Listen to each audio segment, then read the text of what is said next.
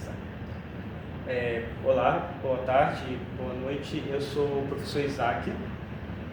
Boa noite, boa tarde, né? Eu sou a pedagoga Mirielle, trabalho aqui na escola Professor Santos Pinto, no tempo integral, junto com o professor Isaac. Sim.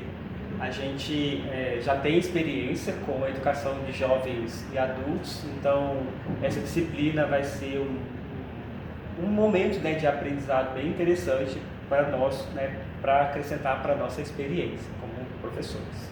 Sim, e assim, um ponto importante, né, debater sobre essa questão do desenvolvimento humano, da aprendizagem, né, depois que passou de um certo tempo, que talvez o estudante saiu da escola ou parou de estudar por algum motivo. E assim, eu também tenho uma experiência, trabalhei algum tempo aqui nessa escola também, na época a aceleração, o nome, né, que era jovens e adultos também, que estavam em distorção de idade séria. Então, assim, é um ponto importante da gente discutir. Exato. A nossa escola tem hoje em dia o NEJA, tem a mesma proposta, só que não ocorrem as aulas presenciais. Tem uma proposta de somente ser avaliação, mas também a gente tem contato com esses estudantes que são mais velhos. Quando a gente observa a figura, né, que foi usada como referência, a gente percebe que há uma crítica do professor em relação ao acompanhamento cognitivo desses alunos. Então, respondendo à primeira questão, o desenvolvimento humano não tem um ponto final. A gente não considera que ele existe como ponto final. Eu, como biólogo, eu utilizo inclusive a justificativa biológica.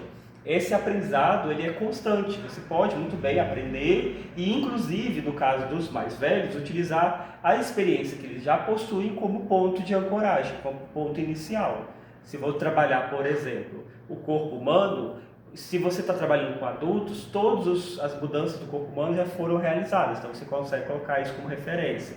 Se você vai trabalhar com a língua portuguesa, você com certeza tem aquele aluno que tem uma experiência de ter contato com placas, com notícias, e se é pela alfabetização, ele com certeza tem contato com algum recurso, alguma figura, né, algum símbolo.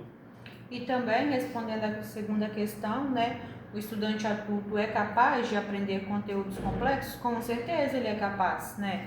Relacionando a figura, ali, né, a gente tem uma questão matemática, né, problematizada, e ele consegue sim, porque ele tem essa vivência. Então, como foi colocado, né, os conceitos do dia a dia, né, do senso comum, eles têm muito isso, né? Os nossos avós, os nossos pais, enfim, faziam cálculos matemáticos ali pelo conhecimento do dia a dia. Então, ali de cabeça, eles já memorizavam, calculavam. Então, tudo isso mostra que eles são capazes assim, de aprender conteúdos complexos, né? Os conceitos que eles aprendiam no dia a dia ali no falar, no ver, no fazer, faz com que essa aprendizagem ela chegue sim a ser concretizada. Perfeito. Não precisa necessariamente de uma educação formal para que os alunos tenham acesso a essa informação.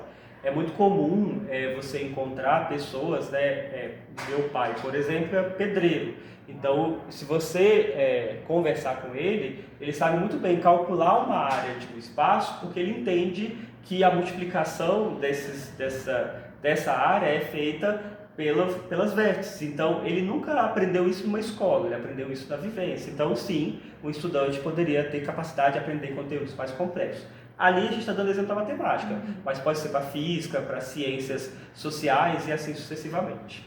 A terceira questão, ela perguntou: quais concepções sobre envelhecimento e aprendizagem aparecem na imagem?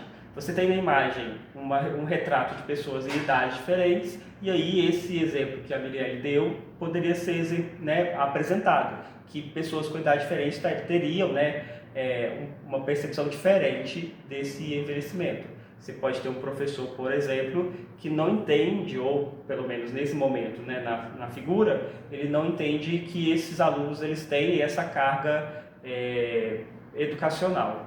E também, na hora que ele, né, coloca ali a visão dele de que seria muito difícil conseguir, né, ele adquirir essa aprendizagem, a gente percebe que ele talvez aprendeu de uma maneira assim, muito teórica, né? Talvez não teve aquela prática, aquela questão do fazer, do colocar a mão na massa, do executar. Então, essa concepção também mostra que talvez o aprendizado dele foi ali de uma maneira diferente.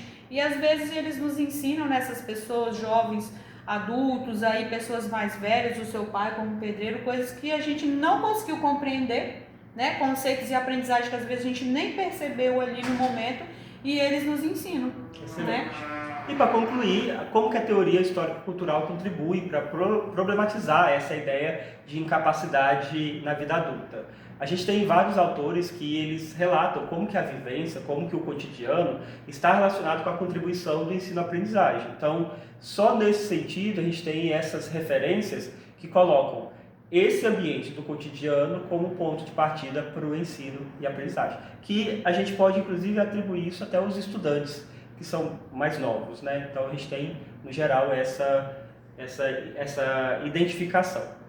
A gente vai encerrar aqui a nossa apresentação e, né, a gente está ansioso por um encontro presencial e ter esse contato com os outros colegas sobre esse conteúdo. Sim, muito obrigada. Obrigado.